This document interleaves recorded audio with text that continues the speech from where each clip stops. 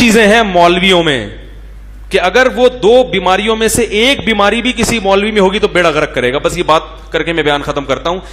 کسی بھی مولوی کے بیان سننے ہو یا اس سے فائدہ اٹھانا ہو تو دو چیزیں چیک کر لیا کرو کہ یہ گڑبڑے نہ ہو. نمبر ایک, خود عمل ہی نہیں ہوگا, بعض دفعہ دعوے ہوں گے عمل نہیں ہوگا, وہ بیڑا غرق کرتا ہے. اور بعض دفعہ علم نہیں ہوتا, عمل بہت ہوتا ہے. بہت سے مولوی بڑے مخلص ہیں, علم کم ہے ان کے پاس. کوئی حدیث کہیں سے مل گئی, جیسے میں بتاتا ہوں نا, امام احمد ابن حنبل کے پاس ایک شخص آیا, اس نے کہا کہ میرے باپ نے حکم دیا ہے کہ میں اپنی بیوی کو طلاق دے دوں. صحیح ہے نا, حدیث پڑھ لی تھی کہیں. امام احمد نے کہا کہ مت دو طلاق. اس نے کہا کہ نبی نے حکم دیا ہے حضرت عمر کے بیٹے کو کہ جب باپ حکم دے بیوی کو طلاق دینے کا تو کس کی اطاعت کرو؟ بولو بھائی, باپ کی. تو حدیث تو ہی ہے, پیغمبر کی تعلیمات تو یہ ہیں کہ باپ جب حکم دے رہا ہے بہو کو طلاق دینے کا تو بیٹے پر لازم ہے کہ وہ کیا کر دے. ابھی ادھورا علم ہے, بہت مشکل ہے.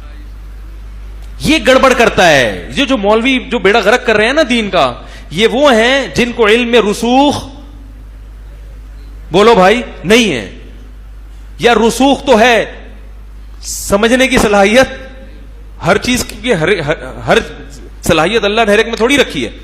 تو امام احمد بن حنبل چونکہ مجتہد تھے نا, انہوں نے فوراً کہا کہ حل ابو کا مثل عمر, کیا تمہارا باپ بھی عمر جیسا ہے؟ آپ کی سمجھ میں نہیں آ رہا تو اس کی سمجھ میں کہاں سے آیا ہوگا بھائی. اس نے حدیث پیش کی کہ نبی نے حضرت عمر کو عبداللہ بن عمر کو حکم دیا کہ باپ کی اطاعت کرو نا. باپ جب حکم دے بہو کو طلاق دینے کا تو باپ کی بات ماننا لازم ہے.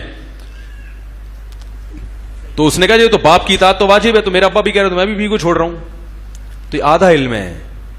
تو حضرت امام احمد بن حنبل نے کیا کہا, حل ابو کا مثلو عمر, کہ تمہارے ابا بھی حضرت عمر جیسے. حضرت عمر کے بارے میں تو اطمینان تھا کہ اگر وہ حکم دے رہے ہیں تو اس کی کوئی لاجک ہوگی. تمہارے ابا کا کیا پتا بھائی, بلا وجہ خامخواہ کی ٹینشن بھی ہوتی ہے نا.